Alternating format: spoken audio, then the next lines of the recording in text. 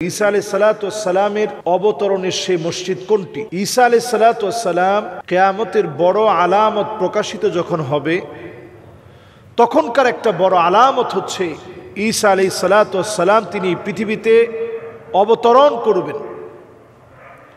দুজন ফেরেশতার ডানার মধ্যে ভর করে যখন তিনি অবতরণ করবেন এই পৃথিবীতে, ঠিক যেই মসজিদ অবতরণ করবেন এই মসজিদের নাম হচ্ছে মানারাতুল বায়দা। এই মানারাতুল বায়দা নামক মসজিদে, মানারাতুল বায়দা আমরা সবাই পরিষ্কারভাবে এই নামটা জেনে নেই। এই মানারাতুল বায়দা নামক মসজিদে ঈসা আলাইহিস সালাতু ওয়াস সালাম তিনি অবতরণ করবেন। মানারাতুল বায়দা নামক এই মসজিদের ভিতরেই দুজন ফেরেশতার ডানার মধ্যে বর দিয়ে তিনি নামবেন। সাদা দুই টুকরা কাপড় পরা থাকবেন তিনি। আমরা জানি যে ইহরামের যেরকম দুই টুকরা কাপড় থাকে এরকম দুই টুকরা কাপড় পরা থাকবেন। ওনার চুল থেকে শরীর থেকে অজুর পানিগুলো পড়তে থাকবে। যখন তিনি অবতরণ করবেন, নামাজের জন্য সময় হবে, তিনি ইমাম মাহদী আলাইহিস সালাতু ওয়াস সালামকে নামাজ পড়াতে বলবেন। লোকেরা বলবেন না আপনি নামাজ পড়ান। ঈসা আলাইহিস সালাতু ওয়াস সালাম তখন ইমাম মাহদী আলাইহিস সালামকে বারবার বলার পর ইমাম মাহদী আলাইহিস সালাতু ওয়াস সালাম তিনি নামাজ পড়াবেন। হাদিসের ভিতরে অনেকগুলো হাদিস এই মর্মে এসেছে। নবী করিম সাল্লাল্লাহু আলাইহি ওয়াসাল্লাম পরিষ্কার বলেছেন, লা তাকুমুস সাআহ, ততদিন পর্যন্ত এই দুনিয়ার ভিতরে কিয়ামত হবে না, হাত্তা ইয়ানজিলা ফীকুম ইবনু মারইয়াম, যতদিন পর্যন্ত ঈসা ইবনু মারইয়াম এই দুনিয়ার ভিতরে না আসবে ততদিন পর্যন্ত কিয়ামত হবে না। হাদিসটি সহিহ বুখারীতে আসছে। নবী সাল্লাল্লাহু আলাইহি ওয়াসাল্লাম বলছেন, হুকমান মুকসিতান, এই দুনিয়ার ভিতরে হুকমান মুকসিতান, আদালতপূর্ণ বিচার শুরু হবে ঈসা আলাইহিস সালাম আসার পরে। ফায়াকসিরুস সালিব, যতগুলো ক্রুশ রয়েছে, গির্জার উপরে যে ক্রুশগুলো আছে এগুলো তিনি ভেঙে ফেলবেন। সব মানুষ আবার কালেমার দিকে ধাবিত হবেন। ঈসা আলাইহিস সালাতু ওয়াস সালাম ওয়ায়াকতুলুল খিনজির, ওয়ায়াকতুলুল খিনজির, সমস্ত খিনজিরগুলোকে হত্যা করা হবে।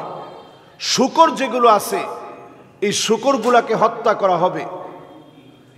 ঈসা আলাইহিস সালাতু ওয়াস সালামের ব্যাপারে হাদিসের ভিতরে পরিষ্কার যে কথাগুলো আসছে এর মধ্যে আমরা পরিষ্কারভাবে বলতে পারি, মানারাতুল বায়দা নামক যে মসজিদ দমেস্কে অবস্থিত, এই মসজিদে, সিরিয়ার দমেস্ক, এই মসজিদের ভিতরে ঈসা আলাইহিস সালাতু ওয়াস সালাম নামবেন।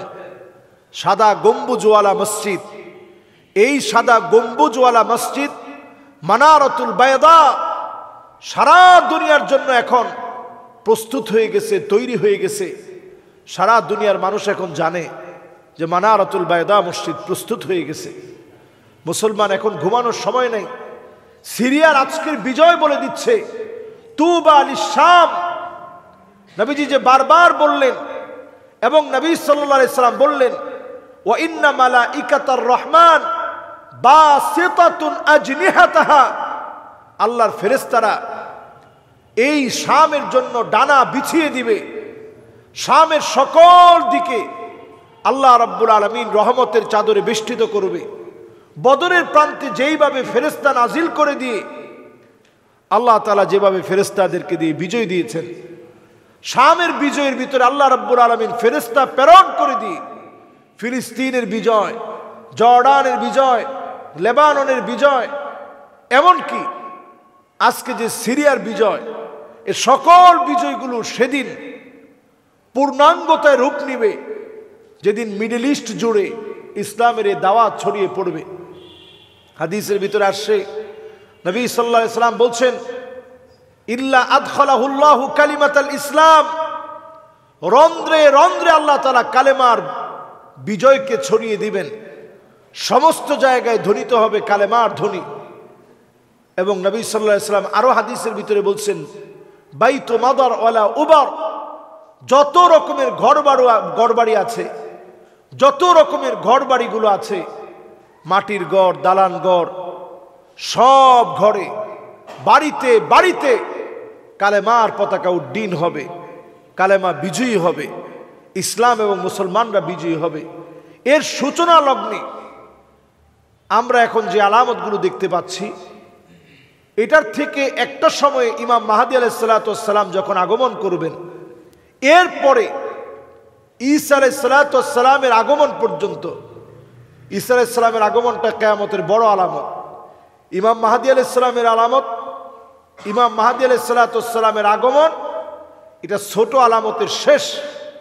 ঈসা আলাইহিস সালাতু ওয়াস সালামের আগমন হবে ঠিক তখন মানারাতুল বায়দা নামক মসজিদে, যখন দাজ্জালের আসার সময়টা একেবারে নিশ্চিত হয়ে যাবে, দাজ্জালের আত্মপ্রকাশ ঘটবে সব জায়গায়। যখন দাজ্জাল তার প্রভাব বিস্তার করবে, 40 দিন যখন এই পৃথিবীতে অবস্থান করবে, এরপরেই আল্লাহ রাব্বুল আলামিন মানারাতুল বায়দা নামক মসজিদে ঈসা আলাইহিস সালাতু ওয়াস সালামকে নাজিল করায় দিবেন।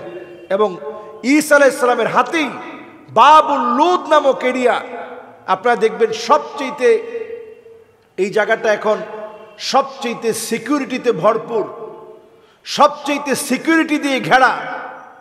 এই তেল আবিব থেকে খানিকটা দূরে বাবুল লুদ নামক এরিয়াতে, এই জায়গাতেই সেদিন ঈসা আলাইহিস সালাতু ওয়াস সালাম দাজ্জালকে তাড়িয়ে নিয়ে যাবে।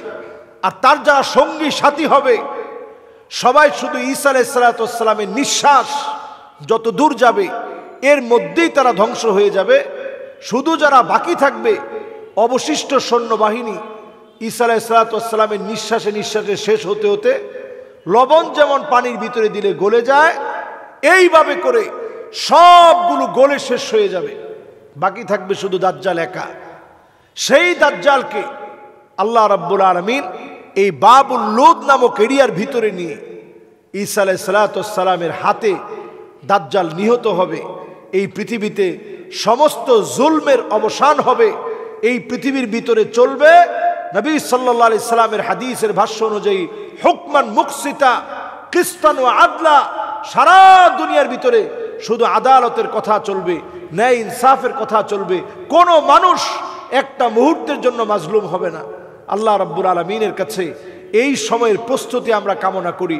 ঠিক যেই সময় আমরা দাঁড়িয়ে আছি, এই সময়ের দাবি, এই সময়ের দায়িত্ব হচ্ছে আমি আপনি নিজের ঈমান নিয়ে বেঁচে থাকি, মুসলমানদের বিজয় নিয়ে ভাবি। আমার লিখনী, আমার কথন, আমার বলন, সব জায়গায় মুসলমানদের বিজয় নিয়ে আমরা চিন্তা করি। আল্লাহ তাআলা আমাদেরকে তৌফিক দান করুক। আসসালামু আলাইকুম ওয়া রাহমাতুল্লাহি ওয়া বারাকাতুহু।